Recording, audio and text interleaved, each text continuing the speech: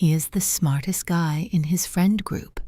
Everyone tells him he's destined for greatness, and whenever he maps out his next big business or creative project, he feels a massive, euphoric rush of adrenaline. Samir is completely intoxicated by how incredible his future looks. But there is a terrifying catch.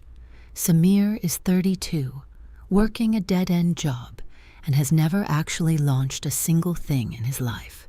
Samir is a casualty of a highly addictive, invisible psychological prison, the potential addiction. It is a trap where your brain falls in love with who you could be, using your raw talent as a drug to protect you from the messy reality of who you are. Today, we break down the dark neuroscience of the ego safety net and how to stop worshiping your talent and start building your reality. Part 1. The warm blanket of the identity myth. Samir has spent his entire life being told he has so much potential. In school, his teachers sighed and said, "He's incredibly brilliant. He just needs to apply himself." In college, his peers looked at his half-finished screenplays and raw business ideas and called him a genius. Samir adopted this praise as his core psychological identity. He became the smartest guy in the room who just hasn't tried yet. Every evening follows an identical mental script. Samir sits on his couch and dreams about his ultimate destiny, becoming a successful, wealthy founder. He visualizes the interviews he will give, the respect he will command, and the validation he will finally receive. The fantasy feels warm, heavy, and completely satisfying. But neurologically, Samir is using his potential as an emotional narcotic. He is experiencing ego-shielding rationalization. In behavioral psychology, your ego's primary job is defense. It wants to protect your self-esteem at all costs. Samir's brain understands a brutal trade-off. As long as his business idea remains a pristine, untested concept inside his head, it is perfect. It cannot fail. It cannot be rejected by the market. It cannot be criticized by strangers. His potential acts as an unbreakable shield.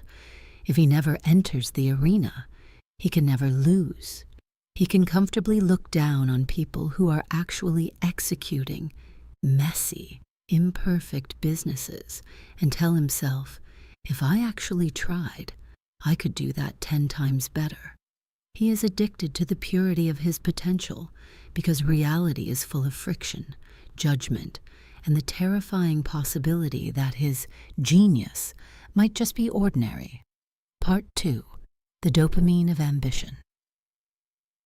As the years roll on, Samir's life hits a plateau. His friends are getting promoted, buying homes, and building real-world momentum.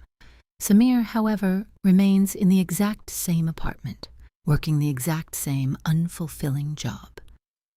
Whenever the crushing weight of reality breaks through his defense mechanism, and he starts to feel like a failure, his brain deploys its favorite fix, the ambition reset. He buys a new leather journal. He spends a weekend drafting a brand new complex 90-day roadmap for a completely different project. He stays up until 2 a.m. researching industries, feeling a massive surge of clarity and power.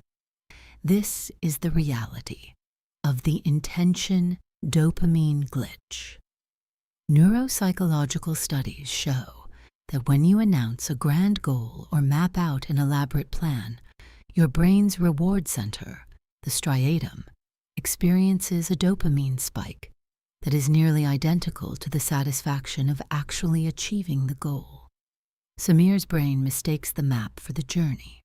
The act of planning makes him feel like he is actively changing his life, so his emotional deficit is immediately resolved.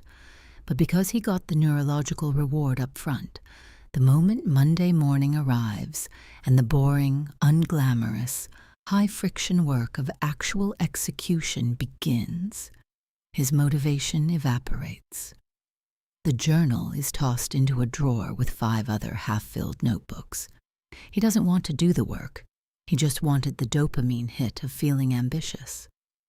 Before we watch Samir face the devastating moment his illusion completely shatters, let's make sure your own talent isn't being used as an excuse to hide from reality.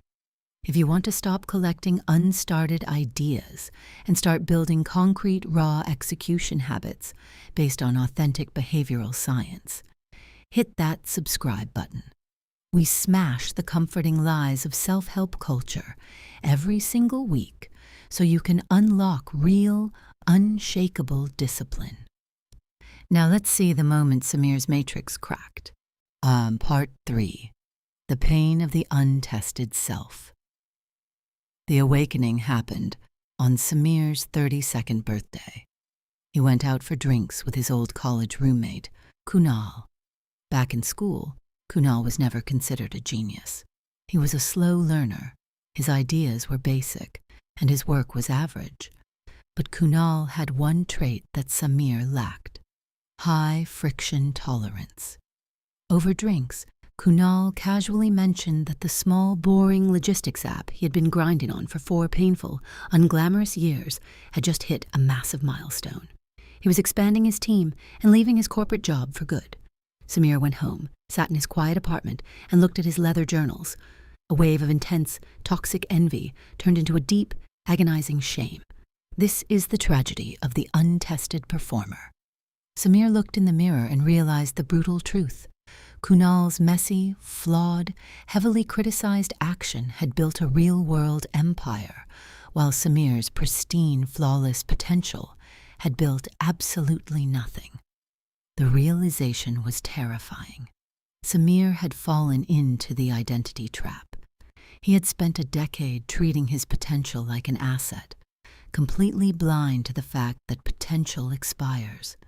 Potential without execution isn't a gift. It's an emotional debt that grows heavier every single year until it turns into bitter resentment. Part 4. The Execution-Only Protocol. How did Samir save himself? He didn't write another grand plan. Instead, he instituted a ruthless psychological framework called the Execution-Only Protocol. Step 1. He murdered the myth of his own genius. Samir took a sticky note and wrote, "Potential means you haven't done it yet. You are exactly what you have executed in the last 7 days. Nothing more, nothing less." He stripped his ego of its comfortable armor. He forced his brain to look at his actual output instead of his imagination. Step 2. He implemented a friction-first constraint. He banned himself from buying new notebooks or planning new projects. Instead, he picked his oldest, simplest business idea, a basic freelance service. He forced himself to execute what psychologists call a minimum viable action. He didn't design a logo. He didn't build a perfect website. He opened a plain text file, wrote a raw pitch, and sent it to 10 local businesses.